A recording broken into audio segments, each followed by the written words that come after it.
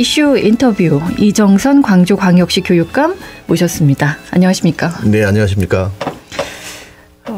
잊지 말아야 될 일이 벌어져서 대전의 한 초등학교에서 이제 교사가 학생을 가해한 사건, 직접 학생을 가르친 경험도 있으셔서 많이 놀라셨을 것 같습니다. 네, 그렇습니다. 있을 수 없는 일이 제 생에 이런 경우는 처음 있는 것 같습니다. 이런 일이 벌어졌는데요. 정말로 참담하고 오히려 교육자의 한 사람으로서 죄스러운 책임감을 다하지 못하는 죄스러운 이 마음이 더 앞서네요. 네. 정말 그 아이는 아무 이유도 없이 죽어가야 한 희생된 그 아이는 어떻겠습니까? 그 부모님은 또 어떻겠고요. 그래서 아이의 정말로 명복을 빌고 부모님들에게도 심심한 사과의 말씀, 위로의 말씀을 드립니다. 다시는 네. 이런 일이 일어나지 않도록 안전한 학교 만들기 위해 최선을 다하겠다 다짐을 했습니다. 가해 교사가 이제 우울증을 앓고는 있었었고 휴직했다가 다시 이제 복직을 해가지고 이 같은 일이 이제 벌어졌는데 교육 당국에서도 인지는 하고 있었어요. 보도들을 보니까 제도상의 허점이 있지 않았나. 라는 좀 생각이 드는데 어떻습니까? 그렇습니다. 일단은 질병으로 인해서 선생님들이 휴직을 할 수도 있고 또 휴직한 선생님이 일정 기간 대략 맥시멈으로 2년을 지금 주고 있는데요. 지나서 회복이 되면 다시 또 복직을 합니다. 네. 근데 휴직과 복직을 하는 과정이 조금 허술했던 것 같고요. 또 실제로 복직을 하기 위해서는 완쾌됐다라고 하는 의사의 진단서가 있어야 되거든요. 근데 이제 임의로 물론 진단서를 쓰는 경우는 없습니다만은 자기가 잘 아는 병원에 가서 그냥 진단서를 받아와서 완쾌됐습니다 하는 경우.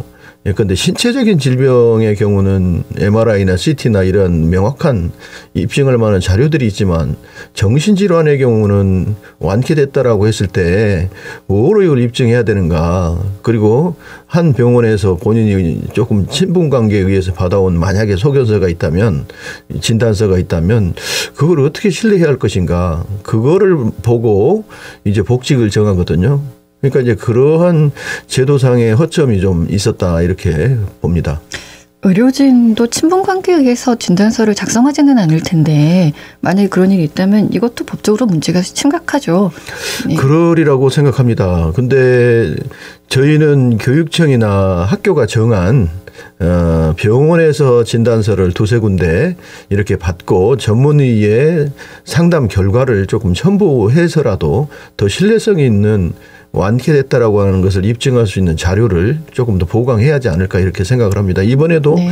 완쾌됐다라고 하는 그러한 진단서를 가져왔는데도 불구하고 그 사람은 실제로 완쾌된 경우가 아니거든요. 상급기관의 이제 병원 그럴 필요도 있을 것 같고 6개월의 휴직을 했다가 20일 만에 학교로 돌아왔었기 때문에 많이 아픕니다. 어제 교육부 장관 주재로 전국 시도교육감 간담회가 열렸었습니다. 어떤 내용들이 오고 갔습니까? 네, 크게는 세 가지 뭐 단기적인 그 대비책 또 장기적인 대비책 이렇게 논의를 했는데요. 단기적으로는 크게 세 가지를 이야기했습니다. 하나는 휴복직 제도를 손질을 좀 해야 되지 않느냐라고 하는 거 하고요. 네. 두 번째는 우리 선생님들의 어떠한 마음 건강 이것을 갖다가 이제 어떻게 좀 지원을 해줘야 할 것인가에 대한 그 방안.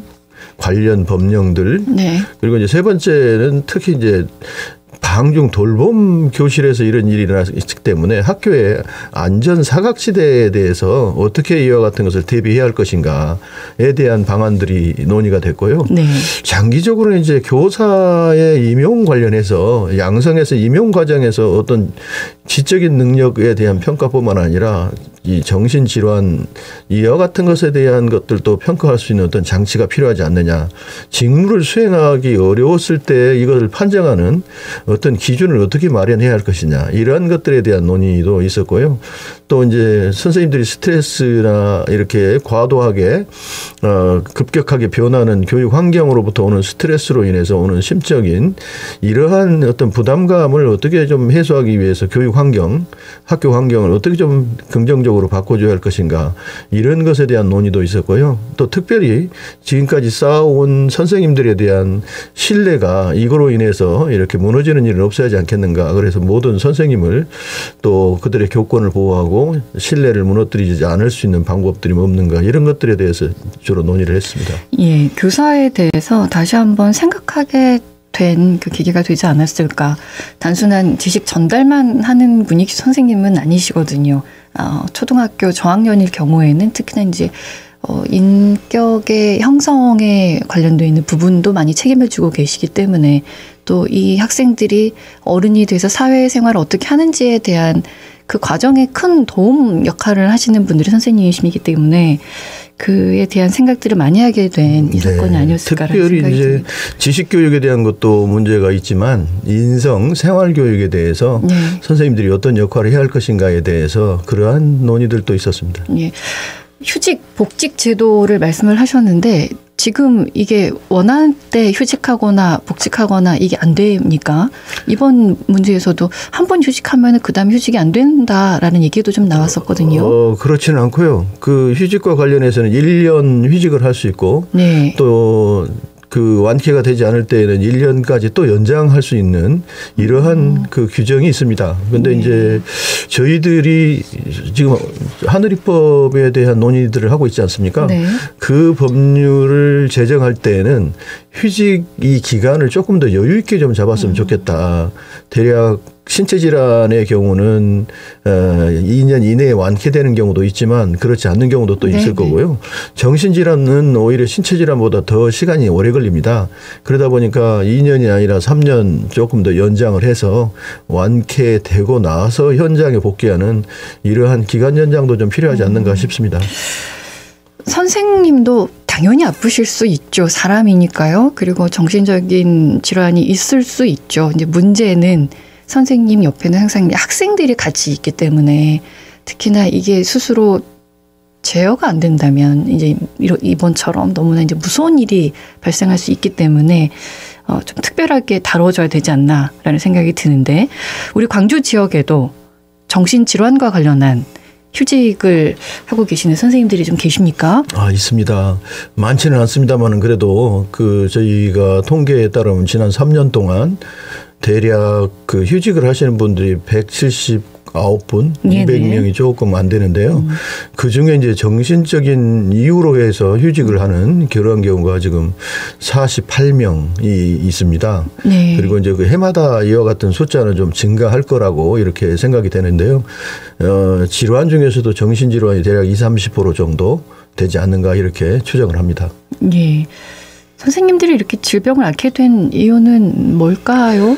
예, 이제 여러 가지 이유가 있을 겁니다. 아마 의사들이 전문적으로 이제 진단을 하고 판단을 해 줘야 할 문제 같습니다만 저희들이 조금 이 판단컨대는 먼저 개인적인 변이 좀 있을 수도 있겠죠. 네. 그 유전적인 요인도 있을 거고 개인이 학교에 오기 이전까지 환경적인 요인도 있을 거고 성장 과정의 배경도 있을 게 아닌가 싶은데요. 근데 학교라고 하는 이러한 그 환경 자체가 급변하고 있고 참 와서 적응하는데도 상당히 어려운 면도 없잖아 점점 늘어나고 있습니다. 특별히 이제 인간관계로 얽히고 설켜 있는 이 집단이 바로 학교라고 하는 곳인데요. 학생과 선생님 사이, 또 학생과 또 선생님과 학부모 사이, 또 선생님 안에도 선생님 간의 사이 이런 데서 오는 인간관계의 부적응에서 오는 스트레스도 상당히 커가고 있고요. 또 이제 디지털 시대로 전환되어지면서 이 디지털 아까 이제 말씀을 했습니다만 AIDT와 같은 교과서와 같은 급격한 이러한 교육 환경의 변화로 인해서 오는 스트레스 이런 것도 커질 수도 있고요. 그러한 것들이 복합적으로 작용을 해서 선생님의 스트레스 노출도 심할 거고 불안, 우울, 자살에 대한 충동도 과거보다 조금 더 커가고 있는 것 같습니다. 학교에서 생활하는 그 환경에 의한 스트레스는 물론 받을 수 있겠습니다만 그것이 정신질환으로 이어진다고 하는 것은 많이 심각해 보입니다. 아, 그렇습니다. 그래서 네. 그거를 이제 예방하고 어떻게든 이제 또 그런 스트레스에 노출돼 있는 사람들로 하여금 힐링할 수 있고 회복할 수 있는 그러한 지원과 프로그램을 마련한 것이 그래서 굉장히 중요하다고 봅니다. 그래서 어제도 그 논의 아까 하셨다고 말씀하셨었고요. 네. 질병휴직 교사에 대한 치료와 회복은 어떻게 진행이 됩니까? 질병으로 인해서 휴직을 하게 되어지면 이제 신체적인 경우에는 이제 본인이 치료를 해야 되고요. 정신에 의한 질환으로 휴직한 경우에는 질환 치료를 병원에 가서 하게 되어지면 그거에 대한 지원을 저희 교육청에서 이제 하고 있습니다. 예컨대 우울증 같은 경우가 있을 수 있다라고 한다면 그와 관련해서 이제 의사 진단을 받아서 휴직을 하게 되어지고 치료하는 과정에서는 저희가 이제 많은 부분 지원을 하고 있고요. 현직에 있는 선생님들 같은 경우는 예방을 하기 위해서는 이제 힐링 프로그램이나 힐링 동아리나 이러한 것들을 통해서 조금 더 스트레스를 해소할 수 있는 방법들을 지원하고 있는데 이 휴직하고 있는 선생님에게는 아직까지 저희가 힐링 프로그램을 제공하지 못하고 있습니다. 심리 상담이나 정서 지원은 하지만 그 힐링 프로그램을 우리 휴직한 선생님까지는 지원하고 있지 못한 실정입니다. 예. 이제 내가 아프니까 병원을 찾아가는 것 외에 내가 아직 인지하지 못하는 경우 좀 아픈 게 있는데 이걸 설문조사를 하기도 하더군요. 근데 이제 그 온라인으로 그게 하는 게 있습니다. 심리검사 테스트를 온라인으로 하는데요.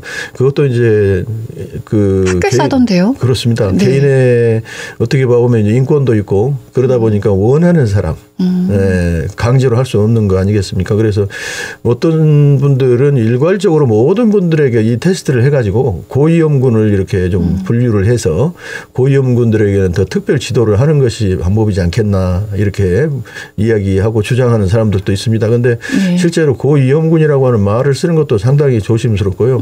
개인에게 어떤 정신질환에 대한 본인이 밝히지 않는데 그러한 그 라벨링을 하는 것도 조금 어려움이 있어서 그 부분은 조금 아직까지 조심스럽게 다루다 보니까 진전은 많지 않습니다. 일단은 그러한 개별 심리 테스트 있습니다. 네네.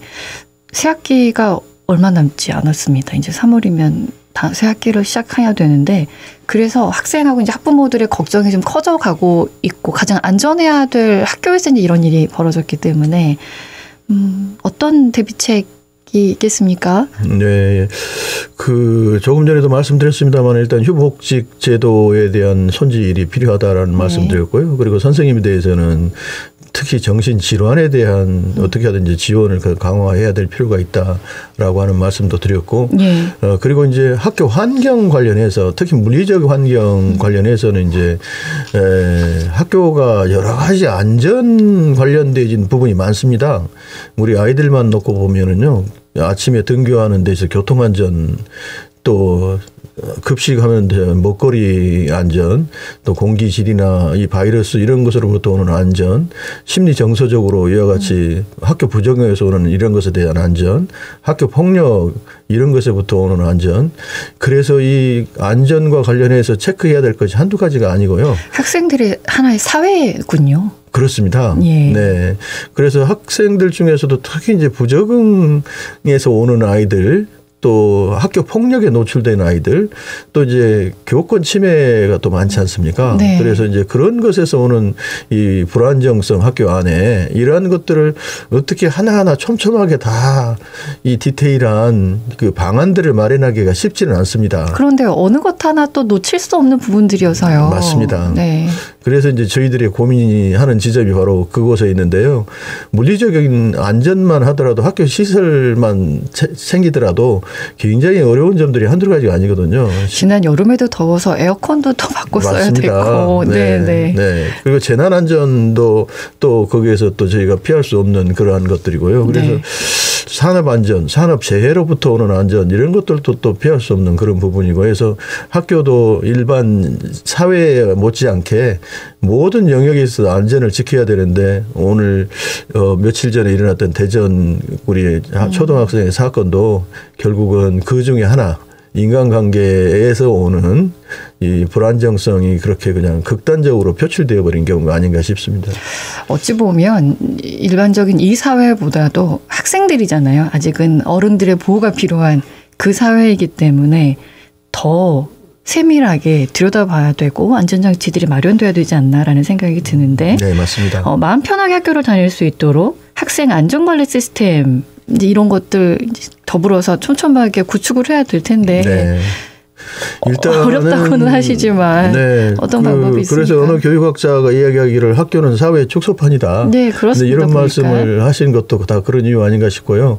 일단은 학생들이 등교를 하게 되면 이제 안심 지킴이 그래서 이제 안심 알림이 그래서 네. 학교에 이제 아이가 등교하지 않았을 때에는 선생님이 다시 이 학부모에게 연락을 해서 이 학생을 하나하나 챙기는 것부터 시작해서 아까 말씀드린 여러 가지 영역의 안전 네. 이런 것들을 하나하나 선생님들이 실은 그걸 다 챙기고 있거든요. 하굣길도 예, 하굣길도 그렇고요. 계시고. 근데 이제 거기에 이제 보조하시는 분이 좀 있긴 합니다. 교통안전 지킴이가 있고요. 학교 지킴이가 있고요. 또 학교 스쿨 폴리스라고 해서 이제 큰 학교는 그러한 진짜 경찰이 아니라 경찰 역할을 하는 그런 사람도 이렇게 배치가 되어 있고요. 네. 그리고 이제 특별히 돌봄학교 같은 경우는 방학 중에는 이제 그러한 등하굣길이 사각지대거든요. 일반 이제 평시에는 이 등하굣길도 와서 봉사해 주는 사람들도 있고 지킴이도 있고 등하교 교통안전 지킴이도 있고 하는데 돌봄학교 여름방학이나 이런 방학 때는 그러한 지킴이가 없어요. 아, 그 시간에만 돌보고 네. 오고 가고는 네. 그런 데는 없어요. 있군요. 그래서 이제 저희 교육청은 그 공무원 퇴직자들 네. 이분들을 활용해서 이제 그러한 돌봄학교 안심 지킴이 이러한 것들을 지금 새롭게 하려고 지금 한 100여 명 지금 뽑았습니다. 네, 그렇군요. 뭐 CCTV라든가 방화 차단막이라든가 이런 것도 이제 구축을 위한 예산으로 CCTV는 실제적으로 어지간한 데는 이제 다 되어 있고요. 현재는 그런데 실제로 사각지대에는 또 빠진 데가 조금씩 있습니다. 그래서 사각지대라고 하는 거예요. 네. CCTV는. 그래서 CCTV는 지금 더 촘촘하게 살펴서 그 필요한 데는 다시 더 설치를 더 하려고 합니다. 예, 여러 가지 말씀을 해 주셨는데 안전한 학교를 만들기 위해서 방금 지금까지 말씀하신 것 외에도 어떠한 노력들을 더 하실 건지 말씀해 주시겠습니까? 일단은 우리 모든 구성원들이 다 안전과 관련해서 안전에 대한 교육을 좀 더 강화를 해야 될 필요가 있고요. 네. 안전 문화를 또 만들겠다라고 하는 그런 캠페인도 좀 더 필요하고요. 네. 학교 시설이나 이런 안전과 관련되어진 이러한 것들을 하나하나 이렇게 점검하는 것도 또 필요합니다. 네. 무엇보다도 안전 의식이 가장 중요하지 않겠습니까? 그래서 그런 안전 의식을 더 고취하도록 저희들이 노력하겠다는 말씀드립니다. 알겠습니다. 이제 화제를 좀 돌려보겠습니다. 교육부가 오는 3월부터 학교 현장에 AI 디지털 교과서를 도입할 예정이다라고 했는데 아직까지도 이게 좀 찬반이 뜨겁습니다. 며칠 남지도 않았는데 또 그렇습니다. 지금 학교 현장에서 무조건 도입해야 되는 겁니까? 지금 광주는 어떻게 돼 있습니까? 반드시 그렇지는 않습니다. 이와 관련해서 이제 국회에서도 청문회가 열렸거든요. 제가 그 청문회 교육청 대표에서 나간 증인의 한 사람인데요. 네. 저는 뭐 그 자리에서도 그렇게 말씀을 드렸습니다. 이게 아직 준비가 미흡하니까 교과서로 바로 활용하기보다는 이 교육 자료로 먼저 활용을 하고 저 시스템이 불안정한 것 등 이러한 여러 가지 준비 미흡한 것들을 더 보완을 해서 그다음에 이제 교과서로 격상시키는 것이 필요하지 않겠는가 이제 이런 이야기를 했었고요. 그래서 이제 결론적으로는 지금은 교육부가 각 학교의 자율 선택에 맡기겠다. 네. 다만 선택한 학교에는 이 관련해서 이제 구독료라고 하는 게 있습니다. 이게 이제 초등학교 3, 4학년, 중학교 1학년, 고등학교 1학년 영어, 수학 전산 이 세 과목에 대한 구독료를 지불해야 되거든요. 예. 그런데 지금 협상 중에 있습니다. 교육부가 그 업자들 개발업자들하고 그런데 대략 한 개인당 3만 7천 원 정도 이렇게 지금 책정을 했는데요. 이게 올라갈지 내려갈지는 조금 더 협상 결과를 지켜봐야 하는데 구독료를 그 선택한 학교에는 주겠다. 그래서 구독하는 데는 문제가 없도록은 되어 있습니다. 학교장 재량이군요. 학교장이 이제 학교 운영위원회를 거쳐서 이와 같은 것들을 결정하게 되겠죠. 일단 해당되는 학생들이 초등학교는 3학년, 4학년, 네네. 중학교는 1학년, 고등학교도 1학년. 네네. 예. 만약에 선택을 한다면 구독료 부담은 이제 내준다라는 거. 학부모들이 부담한 게 아니고요. 이거는 네. 교육부가 내준다. 국가에서 개발했기 때문에 교육부가 아마 다 지불하겠다라고 했기 때문에 하지 않겠나 싶습니다. 다양한 목소리 듣고 계실 텐데 부정적인 입장이 좀 강합니다. 네, 그중에 이제 가장 큰 게 아직은 이게 시스템도 그렇고 가르칠 준비가 되어 있지 않다. 활용할 준비가 되어 있지 않다. 네. 그리고 이 너무 졸속적으로 개발된 게 아니냐. 서책형 이 교육과정 교과서만 하더라도 네. 개발하는데 한 3년 정도 걸리는데 이건 뭐 2년 조금도 안 걸렸는데 그 좀 부실하지 않겠는가. 뭐 이런 우려도 있고요. 일단은 그 선생님들이 네. 이거를 가르칠 준비가 조금 덜 돼 있다. 네. 연수도 하고 했지만 실제적으로 이게 크게 아이들에게 가르쳤을 때 장점이 있는 것 같지 않다라고 하는 수용자들의 부정적인 인식. 그러니까 수용자들이 어떤 의미를 부여하는가가 상당히 정책을 진행하는 데 중요한 요인인데 이 수용자들이 아직 그러한 준비가 안 돼 있다라고 하는 것이 제일 큰 걸림돌인 것 같습니다. 그럼에도 불구하고 교육부에서는 이것을 끌고 가는 이유는 국가적인 아젠다였고 실제로 이걸 개발하기 위해서 개발업자들하고 네. 상당히 많은 재정적인 투자를 또 했지 않겠습니까? 네, 그리고 이제 세계에서 처음으로 도입하는 교과서 AIDT가 디지털 교과서라고 하는 것도 있고 해서 이걸 활용하게 되어지면 또 디지털 수업을 더 원활하게 할 수 있겠다라고 하는 그러한 또 교육부 장관께서는 확신이 있는 것 같더라고요. 네. 네. 그런 점에 있어서 정책적으로 밀고 나가는 것이 옳지 않느냐 이런 생각을 하는 것 같습니다. 네. 교육을 실적을 위해서 한다. 현장에서 배워야 되는 학생과 또 학부모의 입장은 그게 또 중요하지 않을까. 저도 그렇게 생각합니다. 생각이 듭니다. 네, 알겠습니다. 오늘 여러 가지 나와서 말씀을 해주셨는데 앞으로 마지막으로 광주 미래교육에 대해서 간단히 말씀해 주시겠습니까? 미래교육은 몇 가지 기본적으로 성공할 조건이 있습니다. 그중에 하나가 인프라 구축이고요. 네. 두 번째는 컨텐츠를 어떻게 개발하느냐 이거요. 세 번째는 이것을 교수 학습 방법 즉 수업으로 어떻게 녹여내느냐 이고요. 마지막으로는 그와 같은 것들을 할 수 있는 선생님의 역량이 갖춰져 있느냐입니다. 실제로 이러한 것들을 하나하나 충족시켜 나가는 것이 교육청이 해야 할 일이고요. 그를 통해서 미래교육은 가능하다 이렇게 보는데 네. 저희 교육청은 지금 이 인프라 구축하고 그리고 교수학습 컨텐츠 만드는 데 지금 온 힘을 다 기울이고 있습니다. 선생님들이 이걸 활용할 수 있도록 선생님들이 연수도 함께 지금 하고 있는 그런 상황입니다. 예, 알겠습니다. 오늘 말씀도 잘 들었습니다. 네, 감사합니다. 고맙습니다. 이정선 광주광역시 교육감과 함께했습니다. 언제 어디서나 내 손 안의 뉴스. 광주 MBC 뉴스 유튜브 구독으로 함께하세요.